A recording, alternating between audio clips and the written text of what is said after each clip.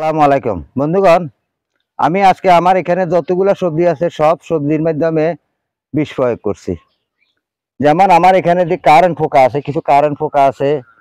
ওই যে দেখুন এখানে, এটা হইলো আপনার অনেকে দুন্দুল বলে, অনেকে পরুল বলে, বিভিন্ন জায়গায় বিভিন্ন রকমের নাম। এই যে দেখুন এখানে আমি সম্পূর্ণ সবজি গাছে কিন্তু আজকে আমি বিষ প্রয়োগ করে দিয়েছি। কারণ বিষ প্রয়োগ করলে আর পোকামাকড় থাকে না। কারেন্ট পোকা কিন্তু অনেকটা সবজি নষ্ট করে। এই যে দেখুন এখানে অনেক সবজি আমার নষ্ট করে ফেলছে পুনি দিয়ে। এখানে কিন্তু আবার আরেকটা মাছি আছে, এটাকে কাটা মাছি বলা হয়। কাটা মাছির প্রচলনটা বেশি। কাটা মাছি যদি একটা ফসলের মাধ্যমে কিংবা একটা চিচিঙ্গার মাধ্যমে, একটা ঝিঙ্গার মাধ্যমে কাটা মাছি যদি পুনি দেয়, তাহলে সেটা কিন্তু নষ্ট হয়। সেটা নষ্ট হয়ে যায়, পচে যায়, কিংবা এটা বাঁকা হয়ে যায়। বাঁকা হইলে আর সেই ফসলটা হবে না। তাই আপনারা সবসময় খেয়াল রাখবেন পোকামাকড় বসতেছে কিনা। আমি এখানে আমার যতগুলা সবজি আছে সম্পূর্ণ গাছে, যেমন এখানে পেঁপে গাছ হইতে, বেগুন গাছ হইতে, সব গাছে আজকে আমি বিষ স্প্রে করছি। এই যে দেখুন সম্পূর্ণ গাছে আমি বিষ স্প্রে করছি। এখানে কিন্তু আমার সিম গাছও রয়ে গেছে, কারণ আমি সিম গাছ কাটি নাই।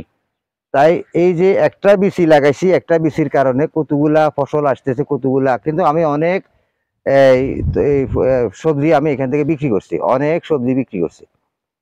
সবজি বিক্রি করার কোনো শেষ নাই, এখনো কিন্তু ধরতেছে। তাই আপনারা ঘরে বসে না থেকে, আপনারা যেখান থেকে আমার এই ভিডিওগুলো দেখতেছেন, আপনারা একটু চাষাবাদ করার জন্য চেষ্টা করবেন। চাষাবাদে আপনার সব কিছু পরিবর্তন হয়ে যাবে।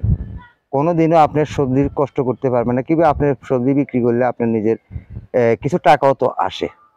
তাই আপনারা বাড়ির উঠানে, পুকুর পাড়ে, যেখানে খালি জায়গা আছে, পরিত্যক্ত জায়গা আছে, সেখানে আপনারা একটা মাদা করি, সেখানে একটা যে কোনো একটা বিচি লাগিয়ে দেন। যেমন আপনি মিষ্টি কুমড়া লাগাইতে পারেন, বর্ষাকালীন এই লাউ লাগাইতে পারেন, বেগুন লাগাইতে পারেন, কিংবা আপনারা ধুন্দুল লাগাইতে পারেন, চিচিঙ্গা লাগাইতে পারেন, ঝিঙ্গা লাগাইতে পারেন। আপনারা যে কোনো চাষাবাদ করুন, চাষাবাদে আপনাকে কোনোদিনও লস হবে না। একটা বিচি লাগাইলে সেখান থেকে কিছু না কিছু আসবে। টাকা তো আর বেশি খরচ হইতেছে না, মাঝে মাঝে একটু বিষ স্প্রে করতে হবে, এতটুকু এতটুকু, আর কোনো খরচ নাই। তাই আশা করি আপনারা চাষাবাদ করবেন। সকলকে সেই প্রত্যাশা জানাই এখান থেকে বিদায় নিচ্ছি। আসসালামু আলাইকুম।